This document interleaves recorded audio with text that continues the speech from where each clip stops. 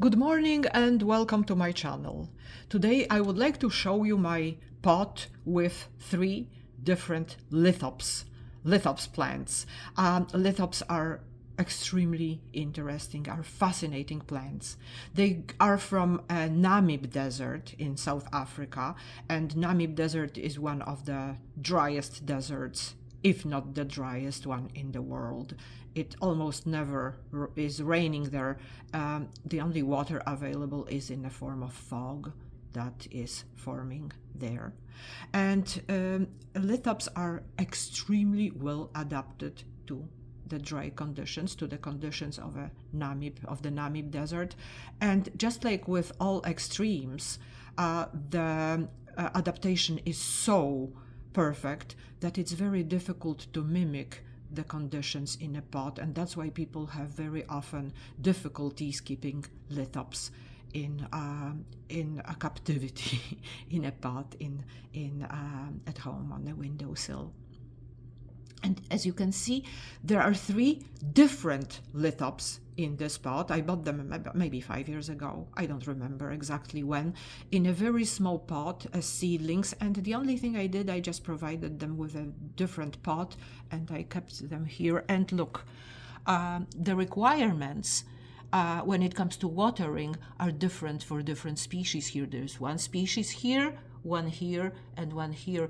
And these 2 are perfectly all right, the brown ones, and the green ones is clearly overwatered, because how lithops grow is they have 2 leaves. Each plant consists of 2 leaves, 1 leaf and second leaf, okay?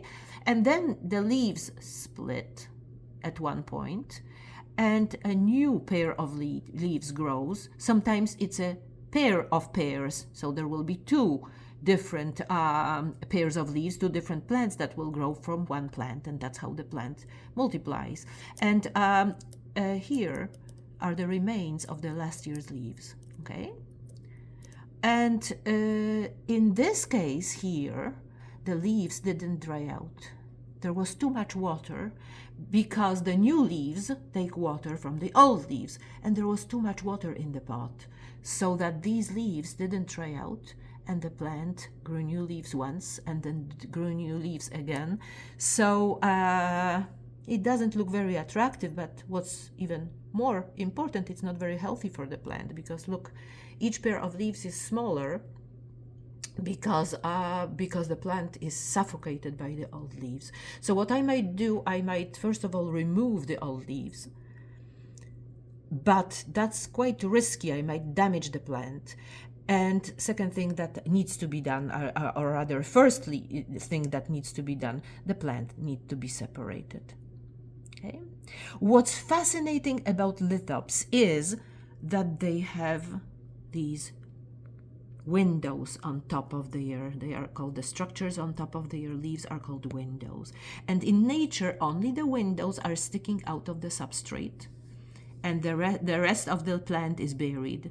And the windows have fiber optic properties, and they somehow direct the light that falls on them to the center of the leaves, so the cells inside the leaf are photosynthesizing, which means convert the light into glucose, light, water, and carbon dioxide into glucose. Isn't it cool? So this plant bloomed this year, and the thing on top are remains of the flowers. And this plant didn't bloom this year. However, there are remains of a flower in the middle of the leaves, beside the leaves. So when the plant split, it pushed the flower to the side. And this one bloomed, but not this year. It bloomed before that. Not last year either. So the plants, the lithops here, they are relatively happy, but not as happy as could be, especially this one. This one is suffering from too much water, clearly. Okay, and you see, and these are the dried out leaves from 4 years ago, or maybe 5 even. Maybe it was drier, maybe the plant was kept drier at that time. Okay, really nice plants. Really nice plants. I love lithops. I love all Mesembryanthemum macy are interesting. Mesembryanthemum macy is the family of plants to which lithops belong. Okay, so this is it. This is all I wanted to show you this time about my lithops. I hope you find it interesting. I hope you maybe will be tempted to look at them closer when you see them at a flower shop for sale. I like them a lot. Thank you very much for watching my video. Have a great rest of the day.